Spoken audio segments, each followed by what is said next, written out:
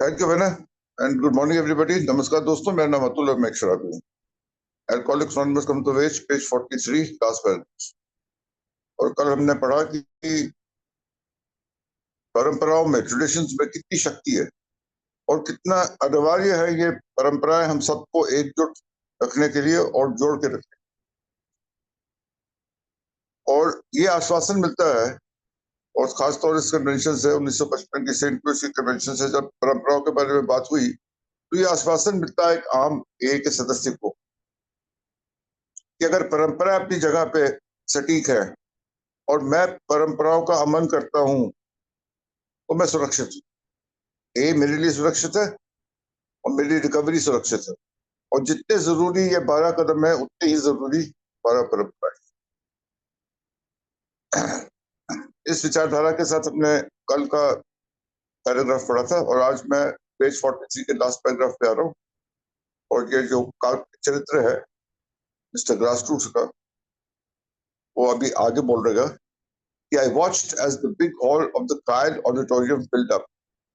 Thousands of my newfound friends were pouring in for the final wind-up.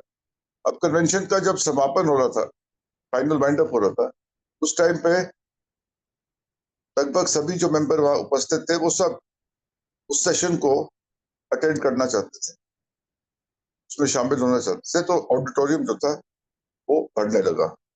और वो new found friends की बात कर रहा है, मतलब ये लोग जो उसको पहले कभी नहीं मिले थे, उन्होंने उनको कभी पहले नहीं देखा था। ऐसे ऐसे चरित्र, ऐसे ऐसे शख्सियतें, ऐसे ऐसे लोग जो अभी नए दोस्त बने थे उसके, उनसे सबसे मुलाकात। I caught sight of Father Ed as he eased himself to a seat across the aisle. Father Ed पे ऊपर नजर पड़ी जो वहां पे बैठे हुए थे। He was a wonderful reminder of our morning session on the spiritual part of the program. In that session, something happened I'll never forget. और Father Ed को देख के, यानी कि Father Edward Dowling को देख के उसको याद है सुबह की सेशन का। सुबह की सेशन आपको याद होगा, वो आध्यात्मिकता और ईश्वर के प्रति जिसको एड्रेस किया था सैम शूमेकर और फादर एडवर्ड डॉलिंग ने। ये दोनों जो स्पिरिचुअल स्पॉन्सर्स थे एक के फाउंडर मेंबर्स के। तो ये सत्र जो था सुबह वाला वो उनपे आधारित था, फादर एड और सैम शूमेकर। और वो कह रहा है कि इन दैट सेशन, उस सत्र में, something happened to me I never forget, मेरे साथ कुछ हुआ था। वो ये कह रहा है कि मेरे साथ, मेरे अंदर कुछ हुआ था जो मैं कभी, क्या हुआ था? I had always carried a certain amount of prejudice against church and clergymen and their concept of God. कह रहे हैं यहाँ पे कि हमेशा मेरे को एक तरीके का शक व शुबा था धर्म को लेके, धर्म के ठेकेदारों को लेके, धार्मिक पंडितों को, पुरोहितों को लेके, क्लर्जीमैन यानी कि धर्म के जो अपने आप को अधिकारी समझते थे या धर्म के ठेकेदार थे, धर्म के साहूकार थे, उनसे हमेशा एक शक व शुबा रहता था, एक प्रेजुडिस रहती थी। यानी कि फिक्स्ड ओल्ड आइडियाज थे, कुछ इसमें धुंधलापन है, कुछ ठीक नहीं। Like many A's, my ideas about God were still mighty vague.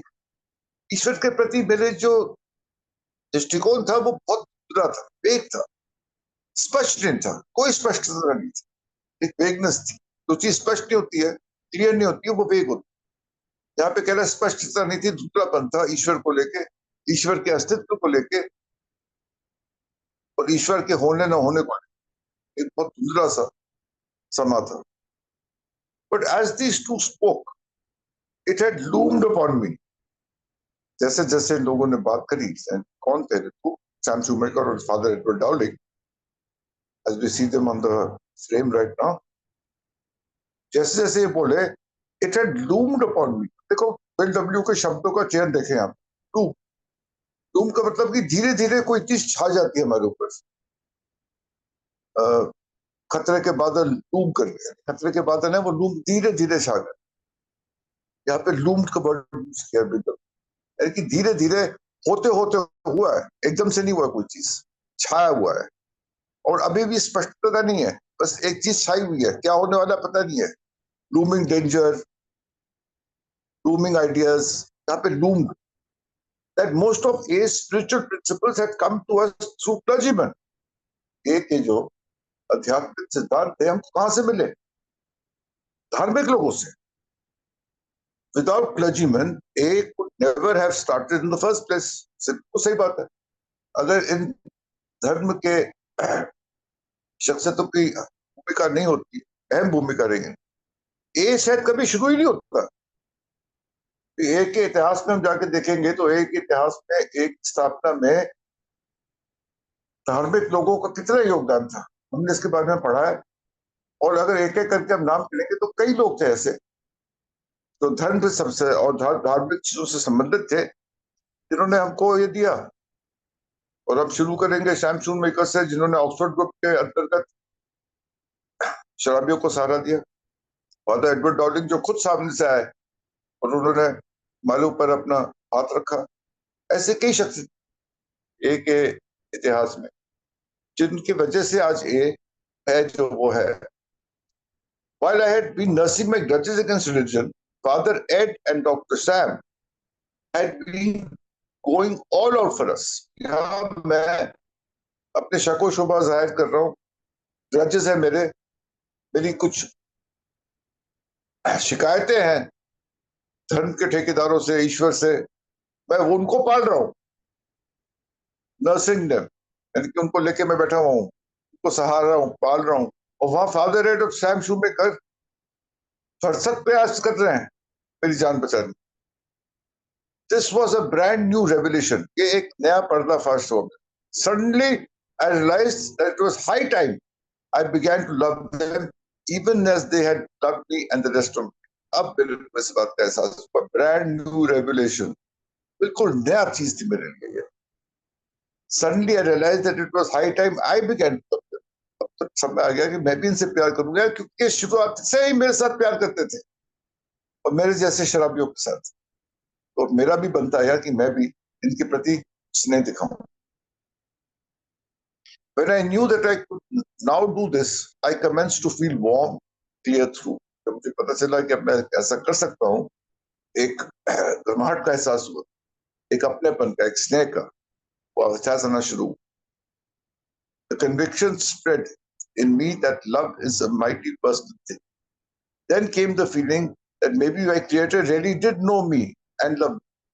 यहाँ से ईश्वर के प्रति वो एहसास, ईश्वर के अस्तित्व का एहसास कि ईश्वर है और ईश्वर मेरे से प्रेम करता है, तभी मेरे को बचा के रखा हूँ. इस बात का एहसास, कन्विक्शन, यानी कि दृढ़ता से मेरे अंदर ये बात समा गई. प्यार जो है वो बहुत निजी एक चीज, और ईश्वर मेरे से प्यार करता है. So I could now begin to love him. तो मैं क्यों ना उससे प्यार करूं जब वो मेरे से इतना प्यार करता है. This was one of the best things that happened at St. Louis, and there must have been a lot of others there who had the same experience.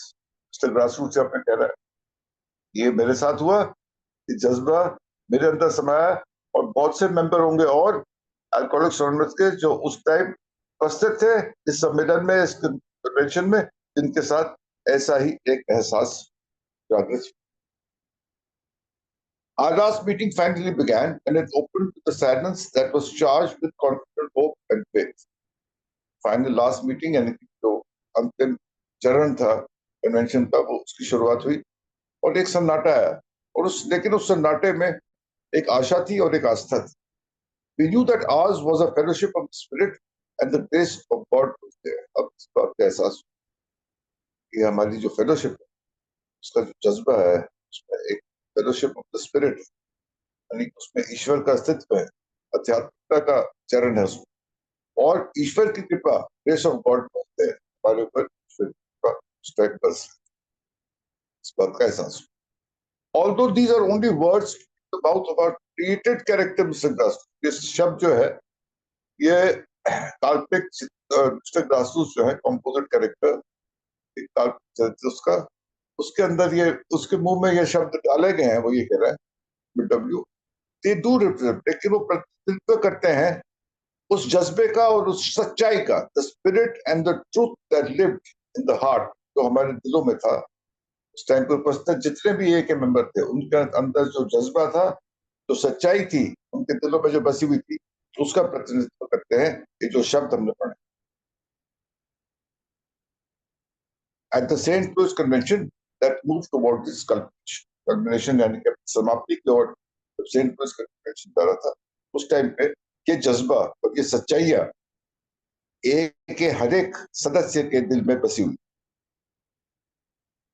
यहाँ पे आके मिस्टर ग्रासरूट्स की जो अंदर अंदरूनी जो उसके जज्बात थे, जो बिल्डअप में यहाँ पे 5-7 पैराग्राफ हमने पढ़े हैं उसका, यहाँ पे आके वो उसको समाप्त होता है। बिल्डअप को अपना दोबारा से अब बिल्डअप क्यों बोल रहा है, काल्पनिक चरित्र का जो विवरण था वो खत्म होता है और बिल्डअप क्यों कह रहा है कि from the Kyle stage I looked out upon the sea of faces gathered there, and I was powerfully stirred by the wonder of all that had happened in that incredible 20 years now coming into a climax. और जब वो वहां पे एक सागर उमड़ के आ रहा था लोगों का वहां पे कायल ऑडिटोरियम में, तो जो 20 साल की इतिहास था अल्कोहलिक्स एनोनिमस का, इनक्रेडिबल 20 years, कि जो ऐतिहासिक और कमाल के 20 साल हुए थे यही के स्थापना के बाद, उसका अंतिम चरण अब आ रहा था।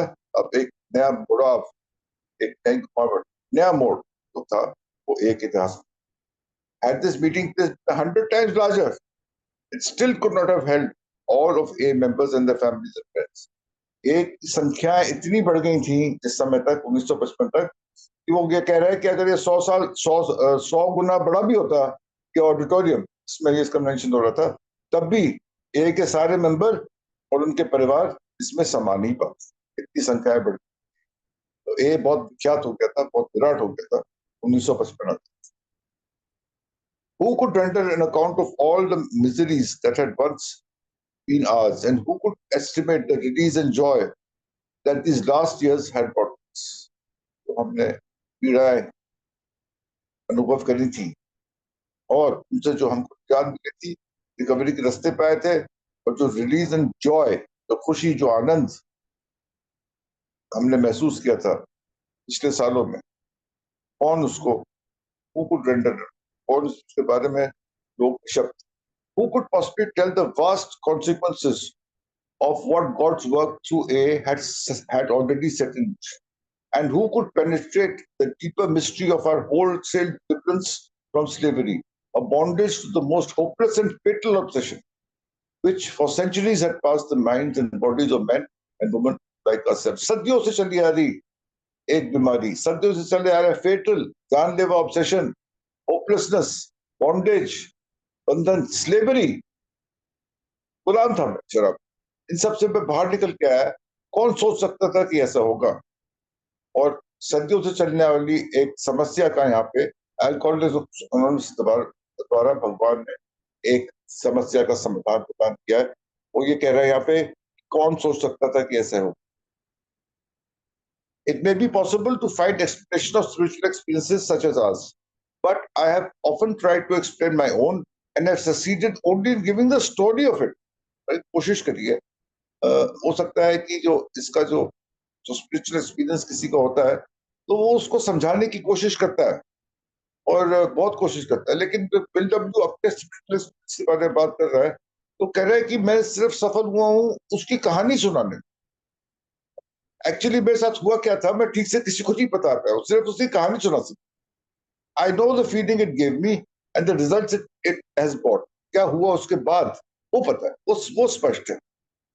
मेरे साथ अंदर किस चीज का एहसास हुआ वो स्पष्ट है, लेकिन हुआ क्या था। But I realized I would never fully understand its deeper why and how. गहराई में जाके कि क्या हुआ, क्यों हुआ, वो जो है उस बात की जो एक वो जिज्ञासा में से रहेगी, वो मैं कभी खुद भी नहीं समझ पाऊंगा तो किसी को समझाऊंगा क्या। अध्यात्म का ये जादू, वो बिल्डअप आप ये कह रहा है कि अध्यात्म क्या चीज है और स्पिरिचुअल एक्सपीरियंस को समझाना कितना कठिन है, उसके बारे में मेरे ख्याल से हम एक और paragraph. We A's had tried out a radical and old-time formula, one rather out of fashion nowadays, and it had worked. एक चीज का कोशिश कर दी, रेडिकल की यानी पुराने जमाने की चीज, ओल्ड टाइम फॉर्मूला हमने समाधान का करा था, इजाद करी थी। One rather out of fashion nowadays, आजकल पता चलता है, लेकिन इसने काम किया। क्या था formula? That we admitted that we were powerless and that our lives had become unwind. Step one. And we made a decision to turn our wills and our lives over to God as we understood Him. Step 3. अब यहाँ step 2 की बात क्यों नहीं कर रहा है? वो स्टेप 2 की बात इसलिए नहीं कर रहा है क्योंकि स्टेप 3 पे आऊंगा तो स्टेप 2 के थ्रू ही आऊंगा ना। एक शक्ति है जो मेरी बुद्धिमत्ता वापस रिस्टोर कर सकती, वापस ला सकती है। वो शक्ति ईश्वर है। वो अगर मैं जब वो करूंगा तभी मैं अपना जो टर्न ओवर करूंगा या ईश्वर के प्रति अपने आप को समर्पित करूंगा, तभी करूंगा। तो यहाँ पे स्टेप 1 2 3 की बात करते हुए कह रहा है कि we admitted we were powerless and that we made a decision. Every one of us who could make and fairly well maintain this humbling admission and sweeping decision. humbling admission, विनम्रता से स्वीकार करने वाला, मानने वाला, ह्यूमिलिटी से भरा ये एडमिशन था। एंड स्वीपिंग, क्या लिखा है? Sweeping decision had found relief from obsession. Sweeping यानी कि सब चीजों को हिला देने वाली, सब कुछ साफ कर देने वाली, आसपास की चीज, सब भ्रम, सब शक व शुबा, सब prejudices, सब ओल्ड आइडियाज खत्म कर। जब ऐसा डिसीजन दे सकते थे, sweeping decision, had found relief from obsession and had begun to grow into a totally and wonderfully different mental, physical and spiritual existence. ये बीमारी तीन तरह से अटैक करती है हमको शराबी, mentally, physically and spiritually.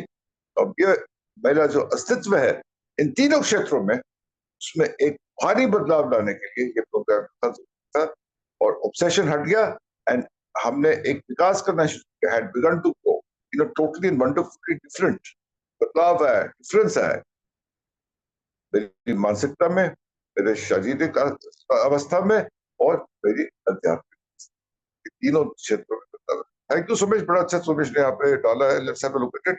Physical, emotional and spiritual health के बारे में बात और कैसे क्या क्या किसमें काम करता है। इमोशंस में attitude, beliefs and relationships. Physical में डाइट, एक्सरसाइज, स्लीप, लाइफस्टाइल, ये चीजें मेरे को फिजिकली इफेक्ट करती है। फिजिकली हेल्थ के लिए चीजें जरूरी है। इमोशनली मेरे को एटीट्यूड, बिलीव्स और रिलेशनशिप्स पे ध्यान देना है, तभी मेरी emotional.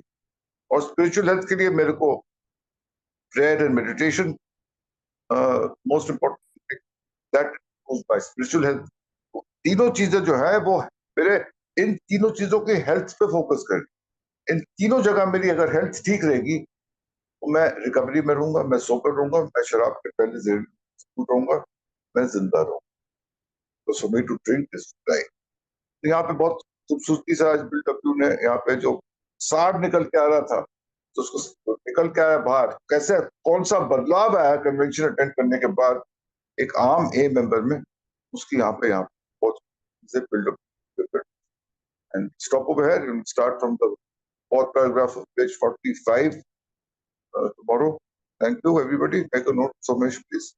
And tomorrow we'll read about Dr. Foster Kennedy. तो सोमेश भाई इस बारे में इंफॉर्मेशन, आप इतना बढ़िया काम कर रहे हो, मेरे को आपसे बोल, आई थिंक आपने ऑलरेडी डाला हुआ है शायद। I'll have a look at it. Thank you so much everybody and back to you.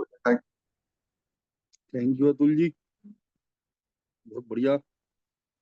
और मैं राजेश जी को बुलाना चाहूंगा। राजेश जी प्लीज आइए। जी धन्यवाद। मेरा नाम राजेश, मैं शराबी हूँ। Thank you Vinay ji service के लिए। और अतुल जी बहुत बढ़िया ट्रांसलेशन और शब्दों का भाव प्रकट करने के लिए धन्यवाद।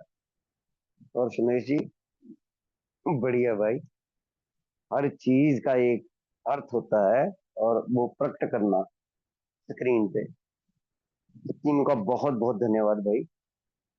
अब आ जाते हैं जी, समापन होने जा रहा है और लास्ट दिन का तो पहले से ही जिक्र कर रहा है बिल कि किस प्रकार से वो लास्ट दिन की मीटिंग ही इन्होंने पूरी की पूरी ही वो सिक्योरिटी को दे दी थी और टॉपिक ही God as we understood him रखा और मेन स्पीकर फादर हेड और सैम सुमेकर की ये बात कर रहा है कि किस प्रकार से, अच्छा लिख कैसे सकता है एक आदमी ऐसे।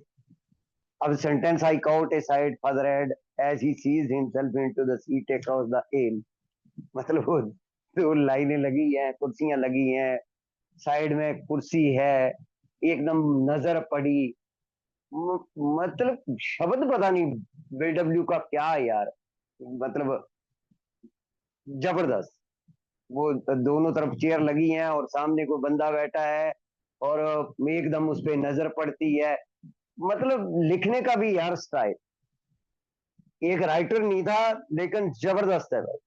आप दोनों के बारे में बताया, और बीडब्ल्यू ने हम सभी शराबियों को बोला है जी ये वाली बात, ये सभी, क्योंकि हम आगेवादी पर्सनैलिटी के लोग होते हैं, विश्वास होता है नहीं होता, कभी होता है कभी नहीं होता, ये चक्कर चलता रहता है।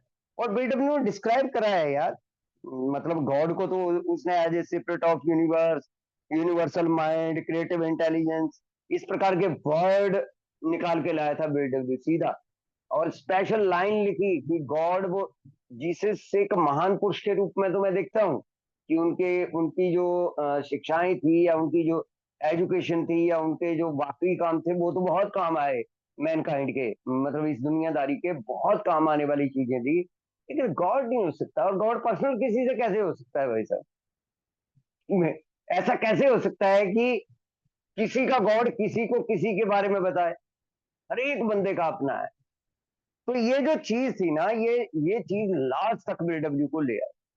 अब उन्होंने बात करी कि भाई बड़ी खुंदक थी इनको, मतलब हो जाती है ना कि किसी अच्छा अल्कोहलिक की कैरेक्टर एक प्रॉब्लम होती है कि किसी न किसी चीज से, किसी न किसी, वो जो फोर स्टेप की हम इन्वेंटरी लिखते हैं, संस्थाओं से, चीजों से, हमें हो सकती है वैसा किसी से भी हो सकती है, किसी स्पेशल चीज को उठा सकते हैं। तो बीडब्ल्यू ने स्पेशल कोड करा कि रिलीजन और पादरी, पंडित, ये जितने भी मौलवी टाइप लोग हैं, इनसे बड़ी बड़ा मतलब वो होते हैं ना कि 12वां आंकड़ा था भाई साहब, कि बनती ही नहीं है। ये लोग हमेशा माइंड में एक सेट बैठा लिया कि ये रिलीजन के लोग गलत होते हैं। लेकिन कह रहा है यार इन लोगों से, अब खासकर अगर फिर स्टेप देखें तो पूरे का पूरा एज इट इज उठाया शैनसू मेकर से उसने, जैसे वो बोलता था वैसे ले आया बीडब्ल्यू। अच्छा वो ही रखा उसने, गॉड माई सेल्फ और another human being, exact nature of our wrong. अब सेंटेंस आगे पीछे कर लेना जी आप, लेकिन वो क्रम भी नहीं बदला बीडब्ल्यू ने। और छठा कदम फादर एड जैसे, मतलब विलिंगनेस, 100% विलिंगनेस के पक्षधर थे कि यार करेक्टर डिफेक्टर नहीं पता लगता, महीन जो करेक्टर डिफेक्ट है वो हमारे अंदर ऑब्जर्व हो जाते हैं, वो नहीं सामने आ पाते, तो उनको निकालने के लिए 100% विलिंगनेस तो बंदा ला ही सकता है। तो इस प्रकार की चीजें बीडब्ल्यू दोनों से सीख रहा था प्रॉपर तरीके से, और स्टेप के रूप में उसकी कलम जो है वो अक्षरों को उतार रही थी, और आज हमारे पास वो सारी की सारी चीजें जो है वो उपलब्ध है। और कितने जबरदस्त तरीके से उन्होंने इस चीज को जो है वो मतलब हम लोगों के लिए उतारा है, हम लोगों के लिए।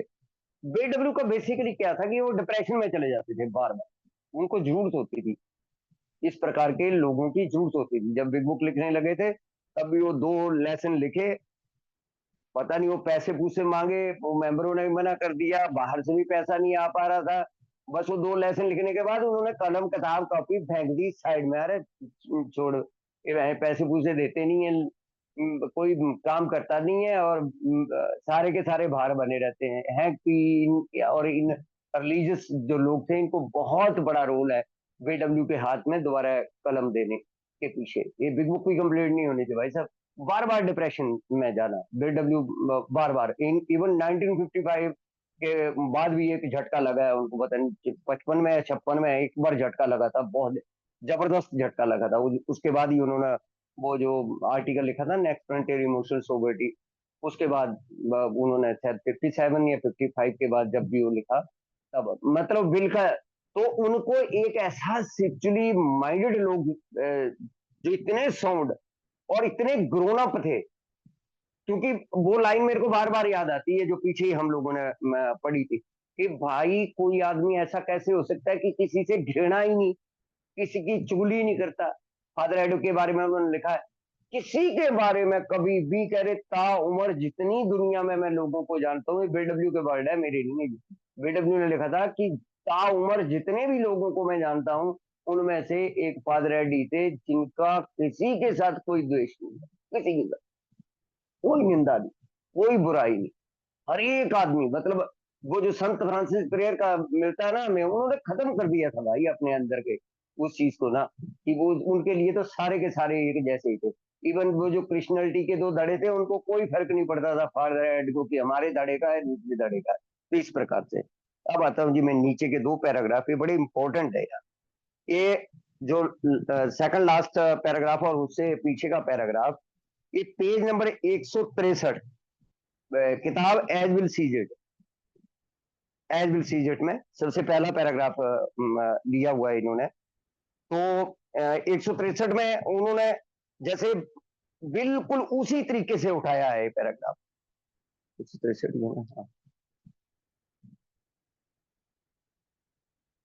हाँ, ये पूरे का पूरा पैराग्राफ उसी तरीके से उठाया है कि जो भी अल्कोहलिक एनोनिमस में दिक्कतें आई, जो परेशानियां आई, बस अब उसके बाद जो आनंद आया कौन शब्दों में व्यक्त कर सकता है। मैं बताऊं अभी अपनी लाइफ स्टोरी की, कैसे मैं बेड पे था, कैसे 3-4 साल मेरे मतलब लैट्रिन बाथरूम तक बेड पे हुआ, किस तरीके से मैं वॉकर से अल्कोहलिक एनोनिमस में पहुंचा, और किस तरीके से वो जानलेवा ऑब्सेशन से मेरी, कैसे शब्दों में लेकर आएगा कोई, कैसे बताएगा कोई, कैसे गॉड ने वो चीजें जो है वो करनी शुरू करी अल्कोहलिक एनोनिमस के जरिए, गॉड ने जो काम करना शुरू करा। और किसको पता था इसका परिणाम क्या होगा? मुझे क्या पता था भाई साहब, मैं तो संशय करके गया था, मैं छोड़ने थोड़ी गया था अल्कोहलिक एनोनिमस में, मैं फिर कंट्रोल करने गया था कि कोई ऐसा काम हो जाए। नहीं तो मैं 1.5-2 साल थोड़ी लगाता है में आने के बाद, मैंने क्यों लगाया वो 1.5-2 साल, कि शायद कोई तरीका मिल जाए। तो कौन बता सकता है इन भावों को, कौन प्रकट कर सकता है? और सबसे बड़ी बात, वो कह रहा है इतना गहरा रहस्य कि जो गुलामी की बेड़ियों ने जकड़ रखा था ना उस ऑब्सेशन ने, घातक और जानलेवा उसने ऑब्सेशन ने, जो कैसे मुझे रोज ठेके पे पहुंचा देता था, क्या था वो, कि कौन सा रहस्य था वो, और फिर कौन बता सकता है उस रहस्य को, कैसे आजादी मिली भाई साहब, कैसे वो बेड़ियां टूटी, कैसे वो बंधन टूटे, कैसे वो सबका ले लिया उसने, कैसे वो स्त्री पुरुष बेड़ियों से शारीरिक और मानसिक मतलब दिमागी और शारीरिक वो जो जकड़, जो बंधन, जो बेड़ियां उस ऑब्सेशन ने मेरे ऊपर बांध रखी थी, कैसे टूटी वो, कैसे बताऊं मैं? नहीं भैया, शब्दों में नहीं व्यक्त कर सकता। अगले पैराग्राफ में वो कह रहा कि मैं भी व्यक्त नहीं कर सकता। और नीचे अगर पेज नंबर 163 पर नीचे के पैराग्राफ को देखें तो उसने वो इसको मैं पढ़ देता हूं कि we think cheerfulness and laughter make for useful, make for usefulness. ये बिग बुक से लिया है पेज नंबर 132 से उसने। मतलब जवाब कितना प्यारा देता है बेडब्ल्यू कि यार ये जो हमारे यहाँ खुशी होती है, हंसी होती है, ठिठोली होती है, या अपने ऊपर हम लोग हंसते हैं, पेशाब हो गया है हंसते हैं, कह रहा है ये बड़ी अच्छी चीज है। Outsiders are sometimes shocked when we burst into merriment over the seemingly tragic experience out of the past. अबे कौन हंसता है भाई, पेशाब हो गया, हम हंसते हैं भैया अपने ऊपर, दूसरों का मजाक नहीं उड़ाते। कह रहा आउटसाइडर को मीटिंग में बैठा हूं तो एकदम भचक्का रह जाता है। अब इतने ट्रैगिक एक्सपीरियंस है, कह रहा पुलिस वाले ने लिटाया, ऊपर चढ़ गए 2 पुलिस वाले, एक पीछे से मार रहा था, पूरी मीटिंग हंस रही, वो भी हंस रहा। कौन हंसता है यार ऐसे? कि ये है, ये वो वीडियो से निजात मिली है और हम अपने अंदर उस चीज का और अपने भाइयों के साथ एंजॉय करते हैं। और but why shouldn't we laugh, आज हंसे क्यों नहीं भाई? We have recovered and have helped other to recover. आज खुद भी बचते हैं, दूसरों को भी बचाते हैं यार, खुद भी रिकवर्ड हुए और आज दूसरों को भी बताते हैं कि कैसे इस जानलेवा बंधन से निकला जाए। What greater cause would there be rejoicing than this? तो इससे बड़ा क्या आनंद हो सकता है भाई? जीवन बचेगा तो आदमी हंसेगा नहीं। अब आ जाता हूँ जी, as will sees it, page number 313। Wonderfully लिखा है बीडब्ल्यू, मतलब इससे प्यारे सेंटेंस नहीं ला सकता था बीडब्ल्यू। और उसमें भी अल्कोहलिक एनोनिमस से ही बीडब्ल्यू ने जवाब दिया है। When the thought was 313 313 as will sees it, when the thought was expressed that there might be a God personal to me, I didn't like this idea. जब भी लोग धर्म के बोलते थे ना कि मैं जानता हूँ भगवान क्या इच्छा है लोगों के लिए, बाबा टाइप लोग होते हैं ना कि भाई तुम आ जाओ, हाथ फेर दिया, झाड़ा मार दिया, सब ठीक हो गया। So my friend heavy made but seem to be noble suggestion. तो वो चिड़ के जो उसने बोला था, बिल ने नोबल सजेशन बोल दिया कि अभी ने बोला, he said why don't we choose on conception of God. उसने बोला यार तू अपनी समझ का ईश्वर ले लेना भाई, तुम मेरे को क्यों कह रहा हो, आ गया यहाँ पर धर्म की बातें करने, धर्म को बेचने, भैया तू अपना कंसेप्शन ले ले गॉड का। ये वाली स्टेटमेंट कह रहा हिट मी है हार्ड, इसने मेरे को झटका दिया। और वो जो बीडब्ल्यू ने बात करी हुई। अब एक इसमें से डीआर भी है, 24/8 का, 24 अगस्त का दैनिक चिंतन भी इसी में से है। तो 24 अगस्त के दैनिक चिंतन को मैं नीचे ऊपर से पढ़ूंगा, ऊपर से ही पढ़ूंगा कि हमारे जैसे आध्यात्मिक अनुभवों के लिए शायद स्पष्टीकरण ढूंढना संभव हो, लेकिन जब मैंने अक्सर अपने अनुभव को स्पष्ट करने की कोशिश करी तो मैं सिर्फ उसकी कहानी ही बता सका। ये नीचे का पैराग्राफ, सेकंड लास्ट पैराग्राफ जो अतुल जी ने पढ़ा, ये सिर्फ एक कहानी सी निकल के आती है अंदर से। बाइक कोई अपने एक्सपीरियंस को नहीं बता सकता। अगर भगवान के किसी को दर्शन हो गया, क्या बताएगा, क्या लिखेगा? बिल ने तो फिर लिख दिया, मैं तो बता भी नहीं पाऊंगा वो चीजें। मैं जानता हूं कि इसका एहसास क्या था और परिणाम क्या आया, लेकिन मुझे पता है कि इस अनुभव के बारे में गहराई से क्यों और कैसे मैं शब्दों को पूरी तरह से कभी नहीं समझ जाऊंगा। अब टाइम तो मेरा हो गया जी, लेकिन मैं नीचे से पढ़ूंगा, 2 मिनट और लूंगा प्लीज।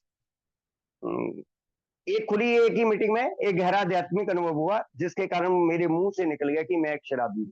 कह रहा है ये भी आध्यात्मिक अनुभव है। मेरे जैसा अड़ियल आदमी, अड़ियल घोड़ा कैसे निकल गया मेरे मुंह से मैं शराबी हूं?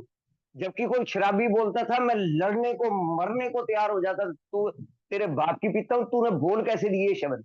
कह रहा अनायास कैसे ये मुंह से शब्द निकल जाते हैं कि मेरा नाम ब्रजेश है, मैं एक शराबी हूं।